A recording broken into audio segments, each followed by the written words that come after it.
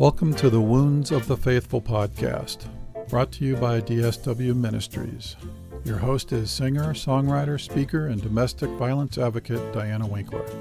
She is passionate about helping survivors in the church heal from domestic violence and abuse and trauma. This podcast is not a substitute for professional counseling or qualified medical help. Now, here is Diana.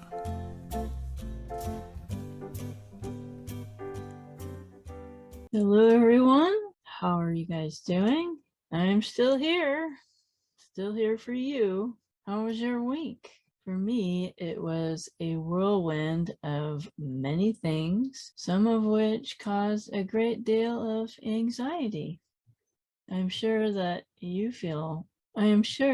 must feel that way sometimes, maybe every day.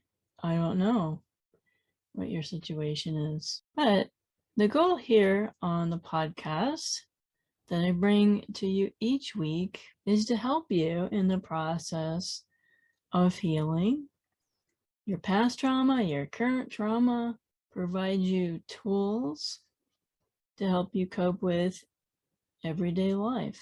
I'm here to assure you that it does get better on the other side of abuse. I am on the other side.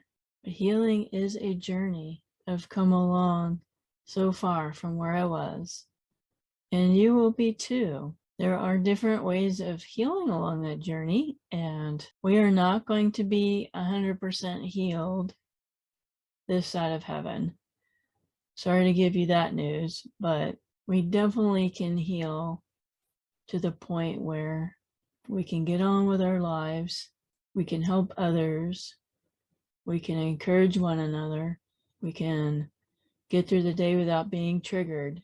Or if we get triggered by something that happens that reminds you of your past abuse, you will have the tools to be able to deal with it and move forward. And one of those tools that I have is music. If you've been listening to the podcast for any length of time, you know that I have been a musician since I was in kindergarten. And music has helped me get through some really hard times. It has helped me to process my trauma and my abuse. It has helped me to reach other people with that hope that you can not only survive, but you can thrive. And so we have a musical guest on today that's really exciting. I'm going to talk about him in his ministry shortly, but I do want to do a little bit of housekeeping today. I want to get to know you. I would like to meet you. And so we've been talking about doing a Zoom meet and greet for a while now. I am going to schedule it for June 25th, which is a Saturday at 10 a.m. Arizona time. You will probably have to Google what the time will be in your time zone, whatever part of the world you're in. And I do plan on it being the last Saturday of the month. I'm going to try and make it a recurring meetup. If you're not able to meet this coming one, then there will be future ones. So I encourage you to sign up, and it's going to be very casual. We're just going to sit around and meet one another. You know, how do you feel about the podcast? What kind of things do you want that I'm not covering? We're going to talk about you and what your life is about. So I really look forward to that, and I hope that you come and hang out with me. So now on to my guest for today. Let me read a little bit of his bio. Dave Combs is a songwriter, photographer, entrepreneur, and author with 4 decades of experience writing over 120 songs and creating 14 albums of soothing, relaxing, instrumental piano music. His songwriting began with the now popular standard Rachel's Song. His soothing, relaxing music has been played millions of times worldwide on radio, satellite, and all internet streaming media. And it continues to touch the lives of millions of people all over the world. He is also the author of the best-selling book, Touched by the Music, How the Story and Music of Rachel's Song Can Change Your Life. Now, he has built his successful business with virtually no advertising and creating a worldwide following. He's received over 50,000 personal notes and letters of support for his music. So that sounds very interesting to me, how he came to that process of being so successful with this one song without any traditional advertising. Now, even if you don't like instrumental music, I ask that you would still come and listen to the interview. He's a very warm individual, a great storyteller. We're going to talk about a few different topics, but we're all about healing here on the podcast, and his music has helped heal some people with some major afflictions. So I think that you would want to know more about that. We'll have his song. We will have his song at the end of the podcast for you to hear. And in the show notes, there will be his information to get in touch with him. So here we go. Here is my conversation with Dave Combs. Enjoy. All right, please welcome Dave Combs to the show. Thank you so much for coming. Thank you, Diana, for inviting me. This is going to be an exciting conversation this afternoon. We will have lots of interesting topics around music to talk about. Absolutely. And I was telling the listeners earlier that we're all about healing on this podcast, and one of those tools is music, and it's a powerful tool. And so we're excited that you're here and to hear your story and about your music. So let's start off with your upbringing and what your life was like growing up. Were you raised in a Christian home? I most thankfully was. My mother and father both were Christians. My ancestors. My grandfather was H.K. McConnell back in the 1800s, and he was a Baptist minister. And so I come from a family who loves the Lord and who loves music. And so I grew up in a family and basically at home and in church. Every Sunday morning, Sunday night, Wednesday night, we were in the church. I was a Baptist, a Calvary Baptist Church in Irwin, Tennessee. But both my parents were musical. My mother played the piano. She took lessons when she was a little girl, and my father, he played by ear. His mother, my grandma Combs, played by ear. She was 5'4", born in 1894. And before electricity was anywhere in the churches, they used an old pump organ to play their music in the church. That along, of course, with a piano. Mm-hmm. But one of her favorite instruments, and I have it right here. This is my grandmother's autoharp, and she would love to play this thing and sing hymns. And when she passed away, in the case that this was in, there was a note, and it was signed by Granny Estelle Combs.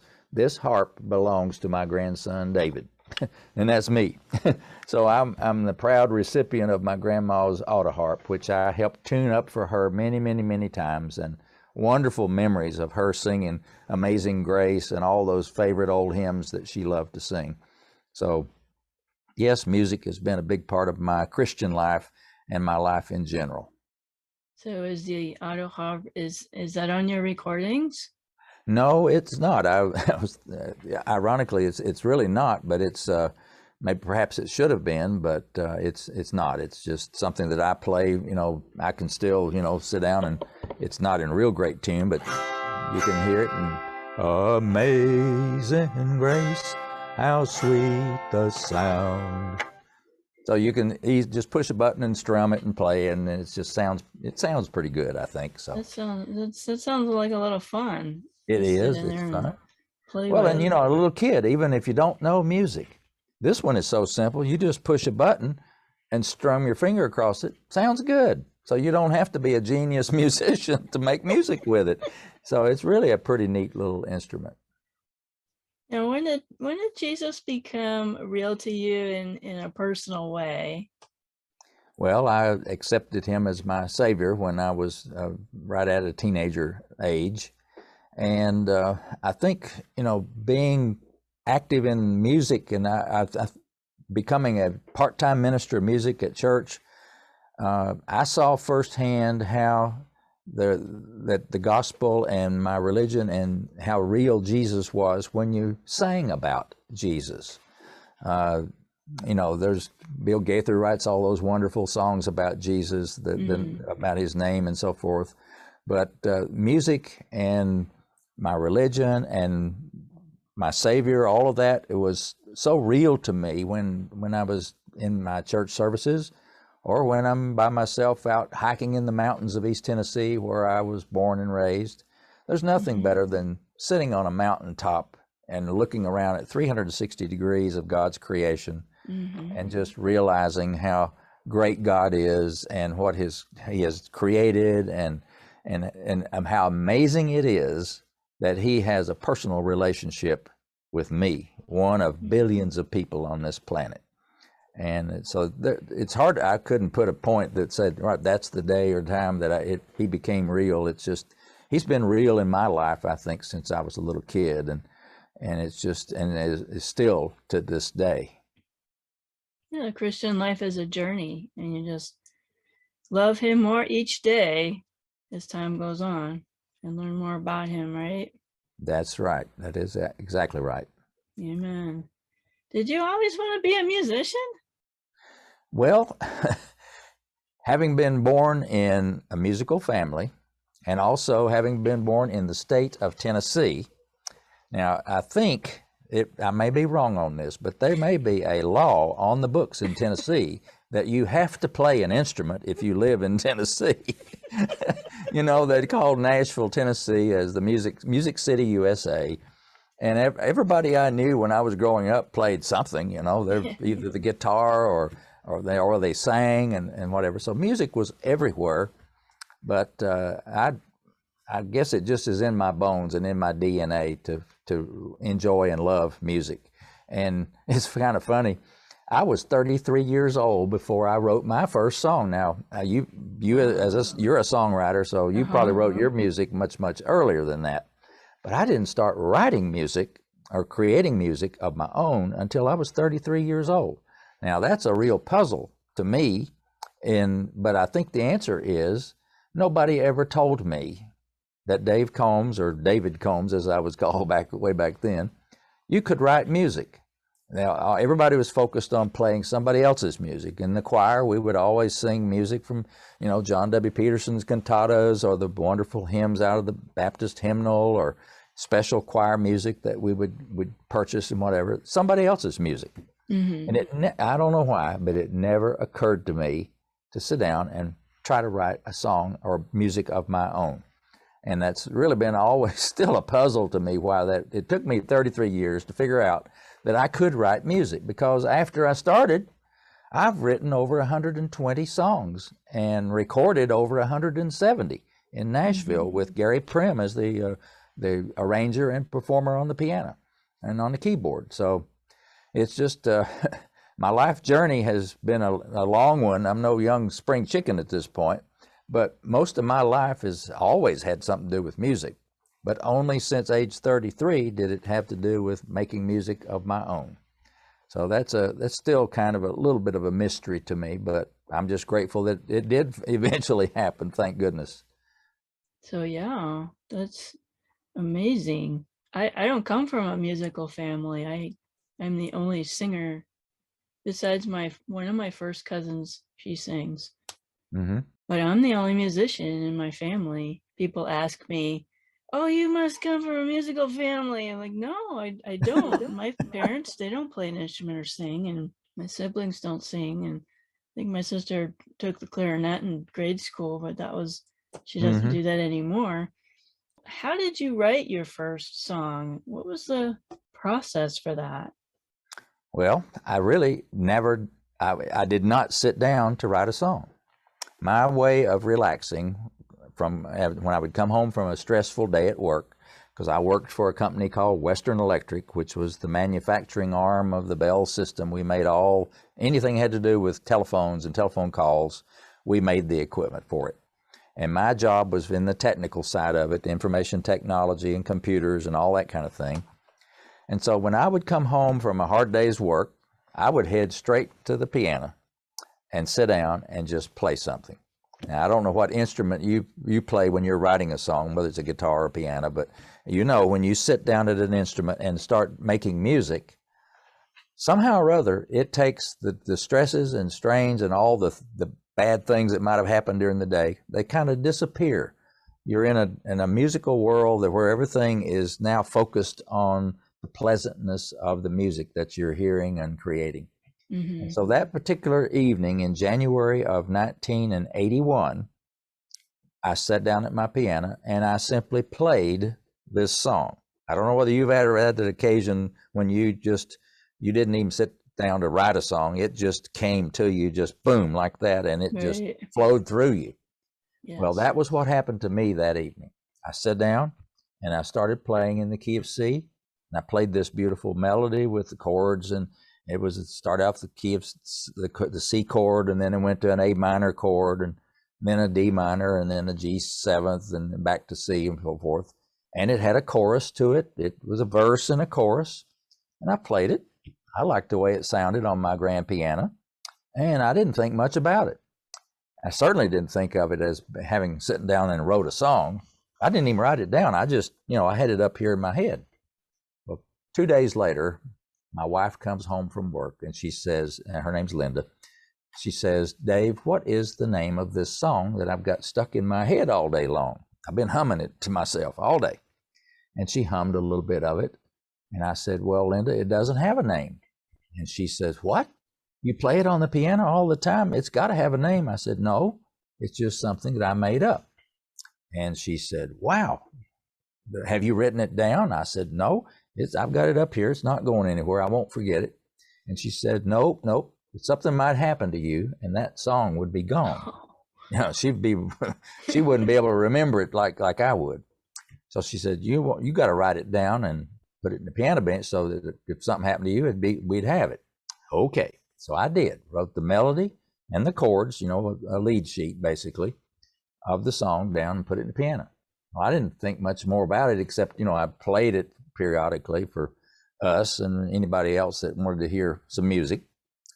And then 2 years later, some good friends of ours had a little baby girl named Rachel.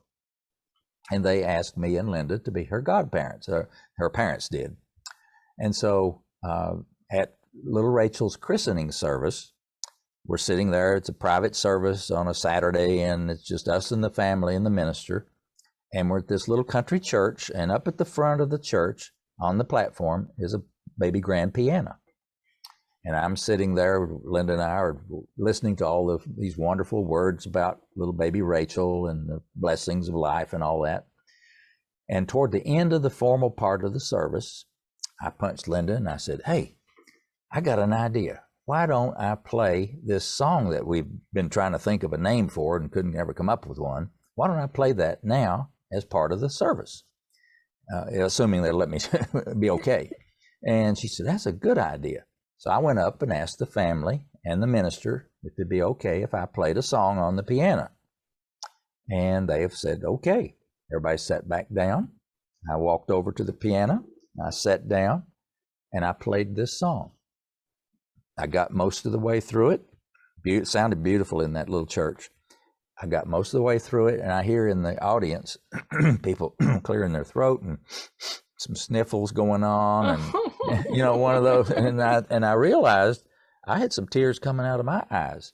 Well, I'm sure you've been to a christening service before, and they're really sweet and precious, and they're tender anyway. Mm-hmm. Well, you layer on top of that a beautiful piece of music that really tugs at your heartstrings. Well, the tears are going to flow, and they did. Well, when I finished playing the song, I looked over at little Rachel in the arms of her mother, and I said, "From now on, this song will be called Rachel's Song in her honor." And that's how it got it. That's how it got its name. And of course, the name stuck. It was just a perfect name for it. So that was how it got written and named. But now what happened? What am I going to do with it next? I really didn't do hardly anything except play it for about 3 years. And about 1986, 3 years later, I was doing a lot of traveling with AT&T, Western Electric. And one of the places that I was traveling to and working all week was in Nashville, Tennessee, of all places. Mm. And so Linda says, Dave, while you're in Nashville, why don't you get a professional demo recording made of Rachel's song, something we can have and give to the family and, just everybody enjoy. So I said, that's a great idea. So one evening after work, I'm driving around downtown Nashville. My objective was to find a studio that would record my demo. And I go over to a part of town that I knew was mostly music. It's called Music Square. It's about 2 square blocks of everything in that 2 blocks square is music. You have the Country Music Hall of Fame. You have RCA Studios, the old studio that you can have a tour of. At ASCAP headquarters, BMI headquarters, all these, everything to do with music. And I'm driving down this side street called Roy Acuff Place. Now, some of your listeners and viewers will remember Roy Acuff was a much loved country music person in Nashville, Tennessee. They named a street after him after he passed away. So I'm driving down Roy Acuff Place and I see this building that looks like a barn. It's got a barn-shaped roof to it. And out on the street corner is this great big water wheel that they've obviously moved from some mill someplace. And on the side of the building, it says the Music Mill. And so I thought, well, this is encouraging. I went around and pulled in the parking lot. And sure enough, I saw through the glass door, there was a man sitting at a desk in the lobby. Well, this is the first place I'd found that I could actually see somebody working. It was in the evening. And as we say down south, they roll up the sidewalks at 5:30. And but anyhow, so I go in and I knock on the door, and this man comes and he unlocks and opens the door and he says, "Hello, I'm George Clinton. Can I help you?" Now, it's a different George Clinton than most people know of today, but he was a recording engineer in Nashville. So anyway, he introduced himself, and I told him I was looking for a studio to record a demo of a song. And he said, well, come on in. And he invited me in the lobby. And as soon as I stepped in, I looked over to my left up on this big 2-story lobby wall, and there was this life-size picture of Glenn Campbell. And here's a great life-size big panorama picture of the group Alabama. And over here's the Forrester Sisters. And then there's gold records and platinum records all framed around the walls. It was a classy looking lobby, impressive, really impressive. And George says, well, this is a studio, young man. And he said, I said, well, I've never been in one before. And he said, well, you're lucky. Nobody's recording right now. So why don't I give you a tour of the place? So he said, let's go over in Studio A. That's the big studio and there's nobody there recording. So we go in this big room where the musicians set up. You could put an orchestra in there. It was a huge room with a grand piano over in the corner and isolation booths around the wall and, glass enclosed. It was really an impressive room. And then he says, let's go into the control room and let me show you where all the magic happens with the recording. So he opens this big, thick, about 8-inch thick door. It's a soundproof door. So he opens it up and we go in. First thing I see is the console, the control console. And it's about 8 feet long. It has, I later learned, about 32 tracks, sliders and switches and places to plug things in and lights and everything, knobs. I said, George, it looks like you could launch a spaceship from in here. It was really impressive. Around the wall were all these digital tape recorders and recording machines and monitor speakers up on the wall that you could hear the sound from, and this big picture glass window that you could soundproof, that you could look out into the room where the musicians were. It was impressive. And so I said, George, how much does this place rent for? He says, well, it's $125 an hour plus engineer. And I thought, whoa. And because in today's dollars, this was 1986. Right. In today's dollars, that would be over $400 an hour, which is a lot of money. So I guess he saw how disappointed I was in that figure. But he says, but the fellow that owns this studio owns a small studio across the street, and it's only $15 an hour plus an engineer. It has a baby grand piano and a small control room. You know, but it'll do the trick for a small demo. I said, well, that's great because I can afford that. I said, well, now we got the studio figured out. I need a musician that will arrange and perform my song for me, my demo, do the demo. And it's a piano piece and real simple. He said, I know just the right person for you. He said, his name is Gary Prim, P-R-I-M. He said, I've known Gary forever and we go to church together. He's a wonderful session musician in Nashville, young man that everybody thinks the world of. Yeah, he'll do a great job for you. So let's go back over at my desk and I'll look up his phone number for you. So he wrote his number on a piece of paper for me and gave it to me. I left, jumped in my rental car, and I hightailed it back to my hotel room close to the airport because I needed to call Gary. You say, well, why didn't you call him on your cell phone? Cell phones hadn't been invented. This was 1986. The internet had not been invented. This was 1986. So I had to go to a landline to call Gary. Got to my hotel room, called him up, and I got his answering machine, and he called me back in about 30 minutes. I told him what I needed, and he said he'd be glad to do that. And I said, what do you need from me? And he said, I just need you to send me a recording of you playing it so I'll know what it sounds like, and send me a lead sheet. Well, I said, there's one thing. What is a lead sheet? At that point, I did not know the terminology of the music industry in Nashville. I didn't know what a lead sheet was. He said, well, a lead sheet's just the melody and the chords written out on a piece of paper. I said, well, I've got that. I just didn't know to call it a lead sheet.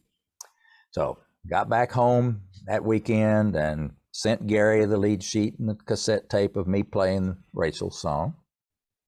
And I met Gary in the studio 2 weeks later on a Friday evening where I was having to work all weekend long cutting over some software at the factory.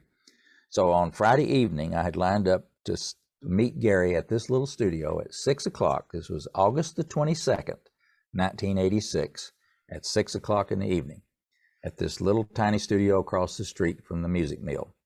And I never will forget it because that night changed my life. I met Gary for the first time when he walked in the door carrying his synthesizer under his arm. It was a Yamaha DX7 synthesizer, a really great analog synthesizer. So he sets his synthesizer down and goes over to this baby grand piano and starts warming up a little bit. And I go into the control room with the engineer, and pretty soon Gary's ready to record. So the engineer pushes record on the machine and says, we're rolling. So I get to tell Gary we're recording. And so Gary starts playing my music. Now remember, I have never heard my music played by anybody but me prior to that point. So here I am in the control room listening to this piano music of my song played in a fantastic way that I had just couldn't imagine. I could never have imagined how good it was going to sound. Well, Gary gets most of the way through it, then he stops. He said, nah, let's start over. Let's do another take on it. I can do better. So rewind everything, start all over. He plays the song the second time through, perfect. From beginning to end, no mistakes, no errors, nothing, beautiful. And if he had stopped right there, I would have been as happy as I could be because it sounded wonderful. But Gary says, nope, I'm not done yet. He says, I've been thinking about this song and I've got some more things I want to do to it. I want to put some strings, I want to put some electric piano, and I want to put some horns. And so we set up the recording with 2 more tracks of low strings to give it some bottom, and some high strings to give it some top, and then and some horns to give it some punch in the right places. And when you're listening to the recording, and I hope everybody will when we're finished, and the second in the chorus part of the very first verse, up until that point, it's been solo piano. All you hear was the piano part. As the chorus comes in, in the chord of F, he starts playing the electric piano sound in perfect synchronized with the original acoustic piano, and he called it doubling. So he was doubling the piano part on the electric piano, and when you hear it, you'll see the sound of the notes is a much fuller, a richer sound to it. And so when you're listening to the recording, you can tell when Gary starts into the electric piano sound. And for the third verse of the song, he played it through 3 times. He instantly went up from the key of C to the key of C sharp. I mean, there was no modulation to it. It was just a boom, you're right there. And that I call it a musical surprise. It's one of those pleasant things that just catches you kind of off guard a little bit, but it's powerful. It raises the energy level of the song up a notch. And so he did that, and after all of that, he comes back in the control room and says, I think that's got it perfectly.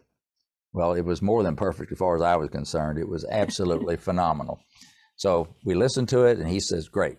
So I wrote him a check for the agreed upon amount, and he gets his synthesizer and heads out the door. And at that point, I had no idea whether I would ever see Gary Prim again. But it turns out that I would, because he and I would eventually go back in the studio over the years and record over 170 songs, and over 120 are ones that I had written. But at that point, I had no idea. But he was a young 20-something-year-old talented musician, and here I am in my mid-30s, and our lives are just, we didn't know it, but our lives were about to come together for a long time. And Gary and his wife, Julie, are like brother and sister to my Linda and myself. And we saw their 2 wonderful kids born and grow up. And it's just a wonderful relationship. But that night in August of 1986 was a game changer for me. It just set me on a path that only the good Lord could have seen how it was going to play out. It was amazing what all happened from that night. I think I need to hire Mr. Prim for myself. Is he still available? He is a much in demand studio musician in Nashville. He records for a lot of people, and he is sometimes the lead person on the session, and sometimes he's just the keyboard player, but everybody in Nashville knows who Gary Prim is, and they all highly respect him and his musical talents and abilities. They love him as a person as well. He's just a gentle soul with a giant talent in music. Yeah, absolutely. You did all this without any advertising. You promoted the song. I mean, how did that even happen? That's amazing. Well, you're in the music business too, and as a songwriter, and you know how difficult it is to get your music performed by someone else, or get it on the radio, or get it out into the public kind of thing. Well, this was back in the late 80s, 1988, when I went back with Gary and recorded the rest of the Rachel's Song album, the CD that has the first 7 songs that I ever wrote on it, including Rachel's Song. But once I had it recorded, I thought, well, the people in the record store, back then we used to have record stores that sold music. That was we don't have those anymore. There may be a few in the country someplace, but by and large, they're gone. They're out of business. But back then we had several, and they were nationwide franchises, big box stores. And I thought, naively, that they would just welcome me with open arms when I come in the door with my music, and how wonderful Rachel's Song sounded, and how well it was received on the radio and all that kind of thing. Nope. Nope. Unless you are a big name with a lot of money behind you and promoting your music, these places were not interested at all, not at all. So I was obviously disappointed. That was a huge disappointment. It was an education, realizing that they weren't concerned about the quality of the music. They were concerned about the marketability of the music and who's behind it and the money behind it. Well, I wasn't going to give up though, because at least I got great reception on the radio. I got it played on a local FM station by a local friend of mine who had a radio program on a station. He played it on the radio on an FM station, and as soon as it played, the radio station, and I was back at home listening to it on my own music on the radio for the first time, and you know how exciting that could be to hear your own music played on the radio. Very exciting. So, shortly after the program finished, my phone rings, and it's the station manager of the FM station in Greensboro that played the music. And he says, Dave, I've been in radio for over 20 years, and this has never happened to me before. He said, as soon as my friend Bob McCone, played Rachel's song on his program, he said, our phone bank of about 12 or 15 lines lit up. Every line was busy with a caller wanting to know, what's the name of that song again? Tell me more about Rachel's song. Where can I get that music? Tell me more about this Combs guy in Winston-Salem, and on and on. And he said, man, you have got something here that I have never seen before happen in a radio station. He said, so I just wanted to let you know how great your song went over to our listening audience.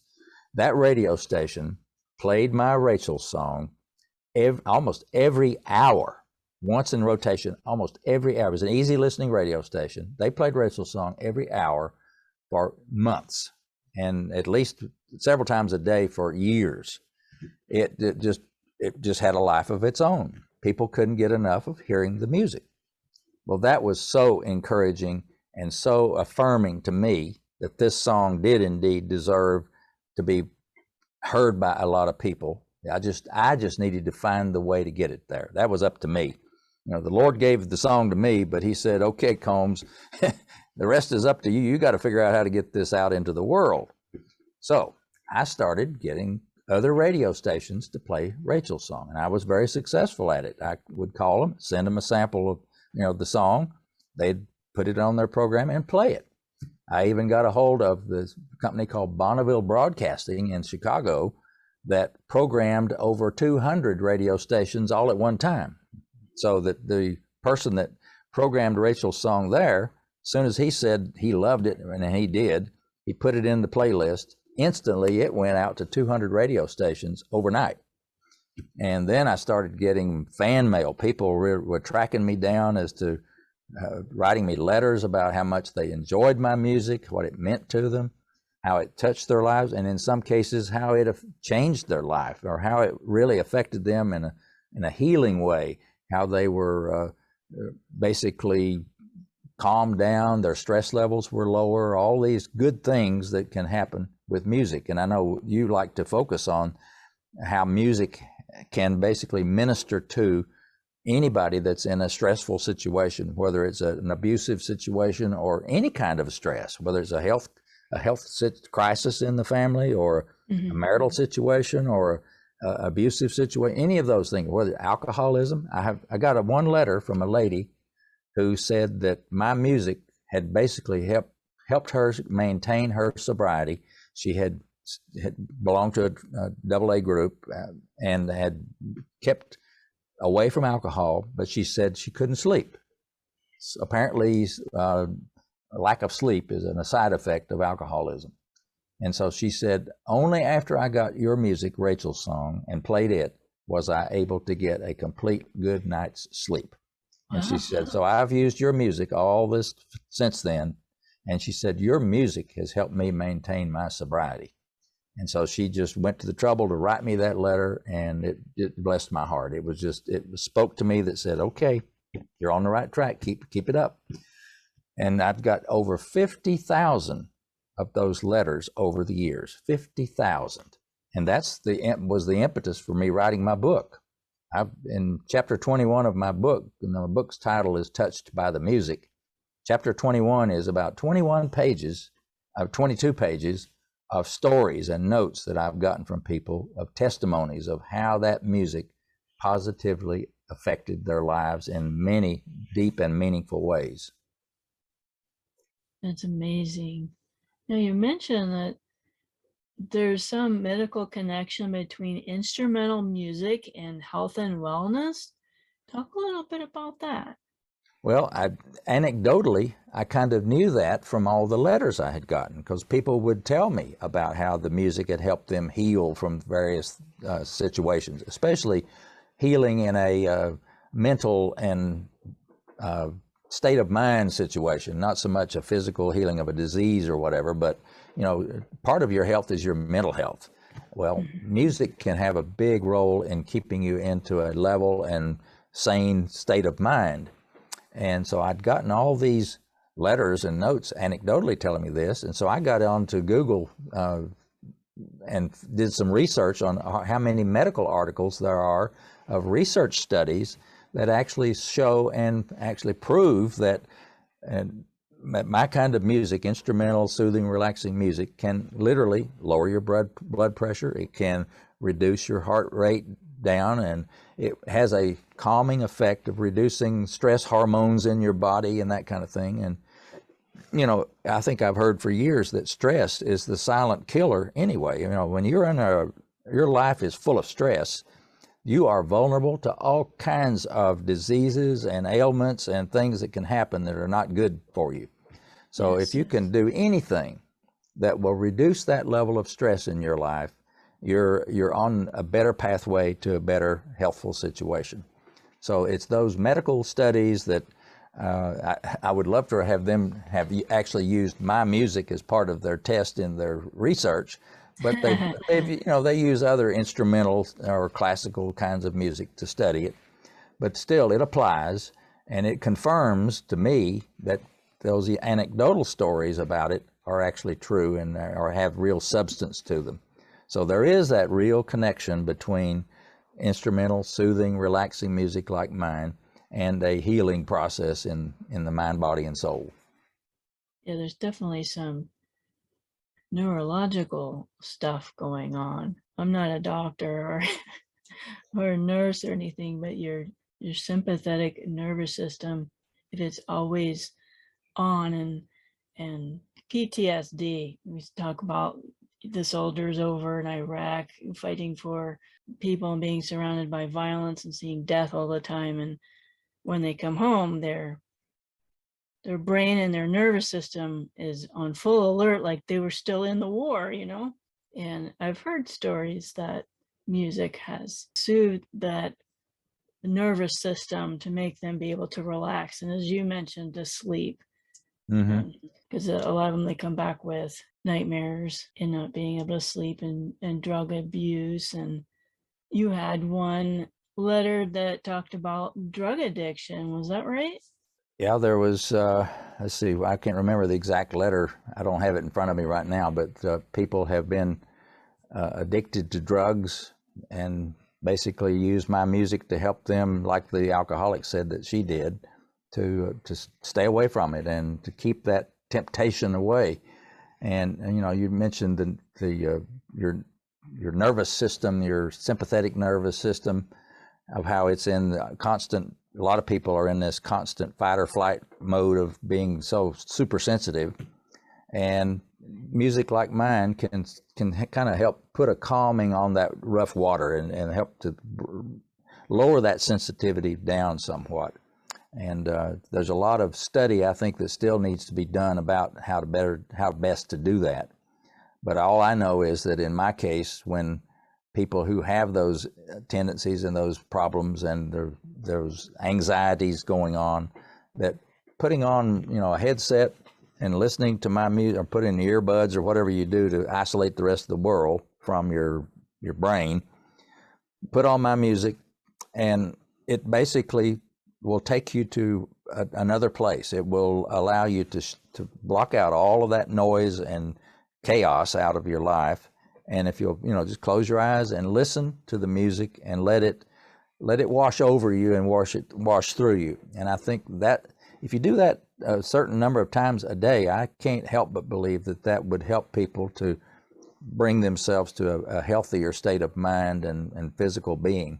So it's something I'm trying to spread the word around the world about my music. And there's millions of people that hear it and have heard it already through the internet now all around the world, but there's billions of people that have not heard it yet.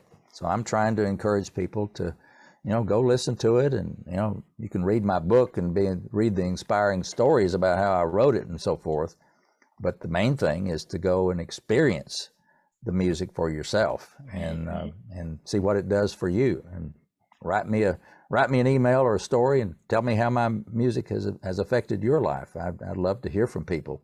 You had an article in Guidepost magazine, and that must have been exciting. It was. This was in 1994, and this is the magazine. It's the little magazine that most of your listeners and viewers are probably going to be familiar with. Guidepost. It's a little magazine that has nothing but really uplifting, inspiring stories in the magazine. Mm-hmm. And it has a subscription rate of about 2 to 3 million people. Used to be only in paper and print. Now you can get it online on a PDF and just read it online. But in 1994, I wrote an article called Two-Part Harmony that was in the magazine, and it tells the story of my quitting my job and how I wrote Rachel's song and how it led to getting it played on the radio and sold in gift shops all over the country, and eventually able to quit my job at AT&T and do my music full time. Well, when that little magazine, this is the September 1994 issue. It hit the street sometime in August, late August. Well, as soon as it did, my phone rang off the wall. They put my phone number in the back of the book, in the magazine. Wow. And my address. So my phone would start ringing, and people would say, I read your article in Guidepost. I want to get my own copy of Rachel's song. So they'd want a cassette tape or a CD, either one. And so I had to hire 2 people to help me answer the phone. That phone never stopped ringing. I mean, you could just pick it up. Somebody was on the phone. That many. I have no idea how many people did not even get through, because all I had was one phone line. I heard from over 10,000 people in 2 weeks. I had to hire two people just to help me answer the phone. And my mailman, 2 days later, comes knocking on my front door, and he standing there holding this canvas bag. You may have seen a big canvas mail bag that they use at the post office. He couldn't even pick it up. It was that heavy. And he says, Dave, I don't know what you've done, but this bag is full of letters to you. And I said, really? And I said, well, I just wrote this little article in this Guidepost magazine, and I guess they're writing letters to me.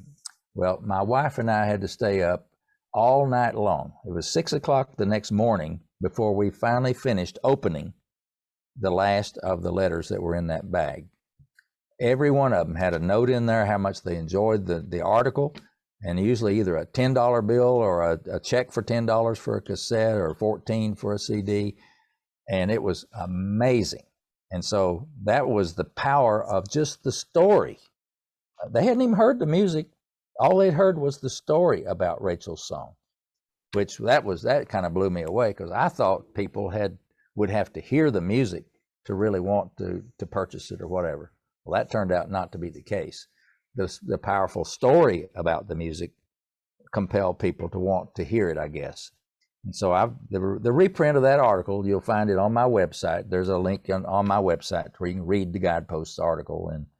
But it's that was also one of those red letter days in my life too, because when here I am sitting, as you say, fat, dumb, and happy with things going along so, and then all of a sudden this article hits the street, and boom, I go from a handful to 10,000 people, and the phone ringing, and what am I going to do?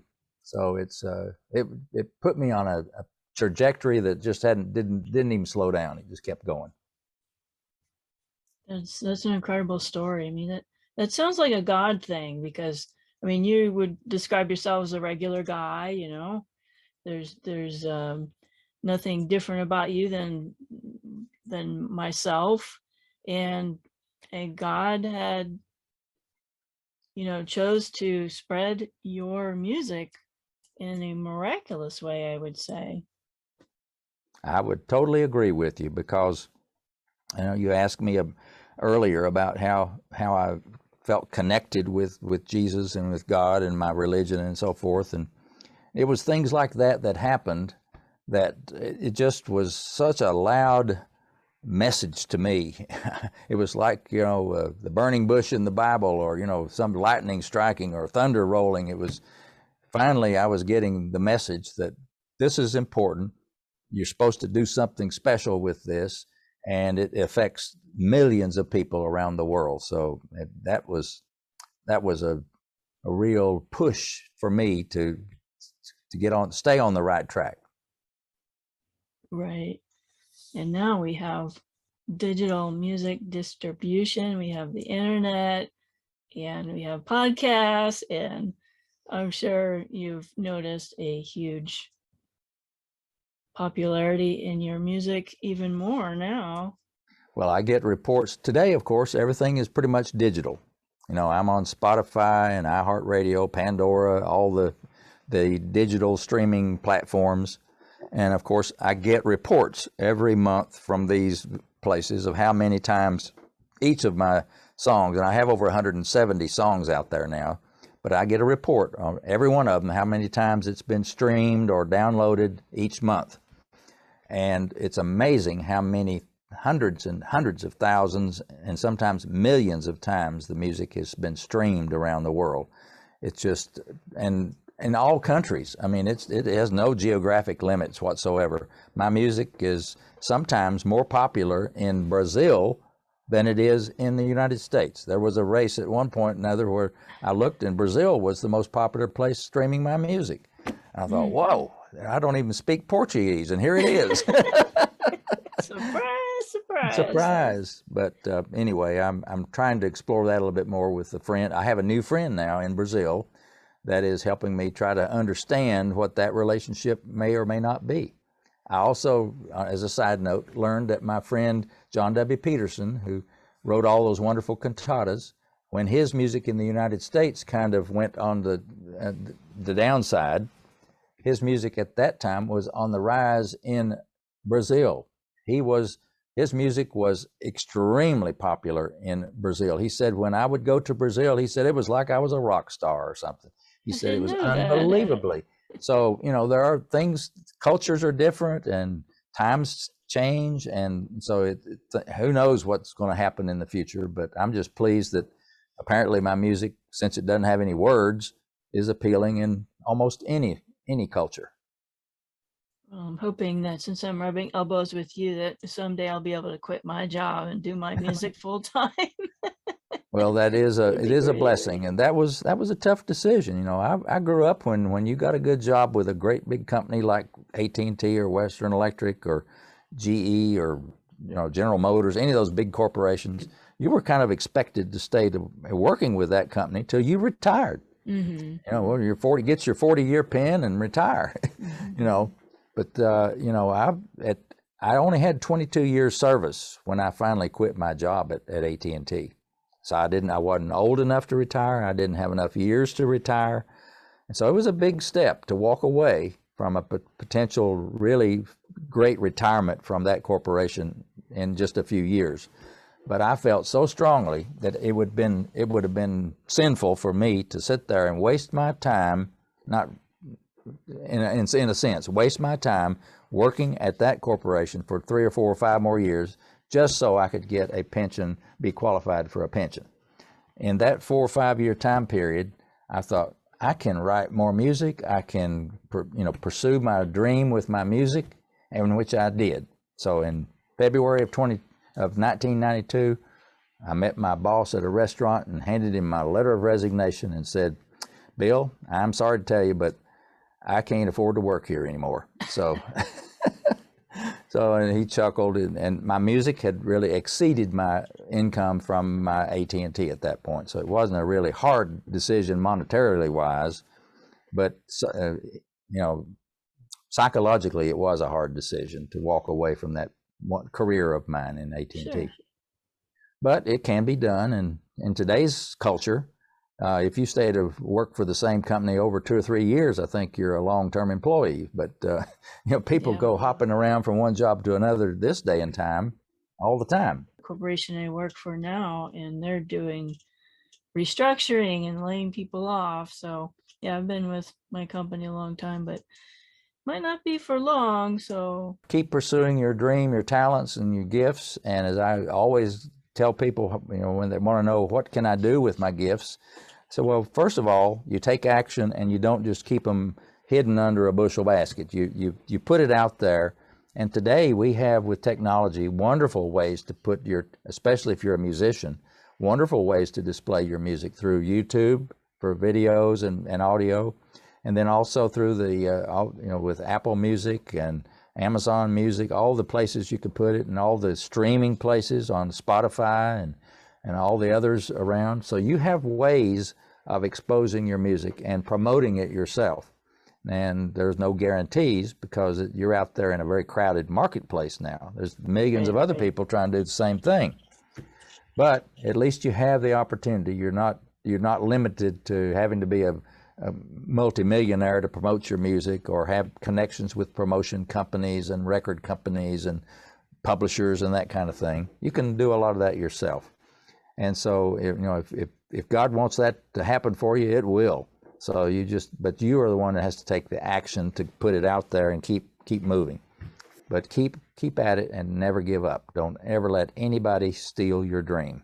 Just keep a positive attitude and believe in yourself, and visualize and envision where you want to go, and pray that you'll be shown the path along the way to get there. excellent advice. Now, did we forget anything that you wanted to cover before we play your song?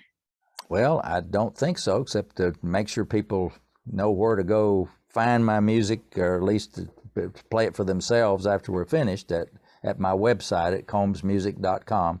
It's very simple. Just remember my last name, Dave Combs, COMBS, combsmusic.com, and that's all you're going to need to know, because I have links to everything from that website. And you can actually play Rachel's song that you're going to hear in a few minutes. That original demo recording is the same one I heard in that studio in 1986. It has not been remastered, remixed, anything. That's the original recording that Gary Prim created. And so I've already described it to you in the studio. So now you can put your headset on and listen for when Gary puts in the electric piano, and when he kicks in the strings, and when he goes the horns and that. And then you'll hopefully be in there in the studio with me while that's being recorded. I mean, why mess with perfection? I mean, he's a phenomenal music producer and musician, and that's why I don't like all those movie remakes. They'll take a perfectly good movie Mm-hmm. and they redo it, and I'm like, no. Like the original. Yeah. Like the original. I sent Rachel's song one time to my childhood idol for music anyway, Roger Williams. Everybody remembers Roger, the piano player Roger Williams. Mm-hmm. I got his address, and I sent him Rachel's song. And I said, Mr. Williams, I sure would be honored if you would do a cover of my Rachel's song. I would love to hear you play in your style my song called Rachel's Song. You know what he told me? Just what you just said. I'm not going to mess with perfection. He said that song is absolutely perfect the way it is right now. He said I could not improve on that whatsoever. He said I don't mean to just turn you down cold, but he said that song is wonderful and don't change it. See, that's a compliment. You weren't rejected there, brother. No, that was the best left-handed compliment I ever got. That's great. This has been so wonderful having you today and learning about your song and your story. And I hope that the music goes further and further all over the world. And we're going to listen to your song here, Rachel's song. God bless you. Thanks so much for being on the show today. Well, thank you, Diana. It's been my pleasure. It's always a joy to talk about my music and our religion and our beliefs, and to be able to hopefully bless and inspire other people's lives in the meantime. Amen.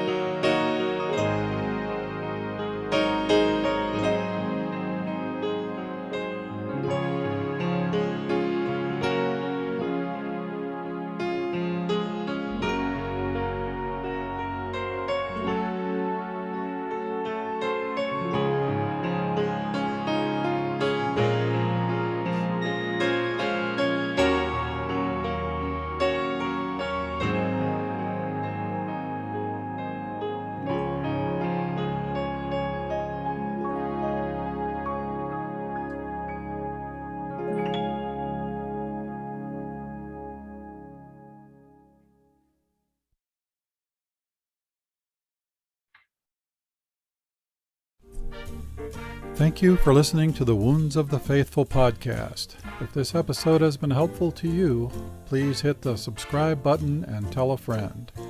You can connect with us at dswministries.org, where you'll find our blog along with our Facebook, Twitter, and our YouTube channel links.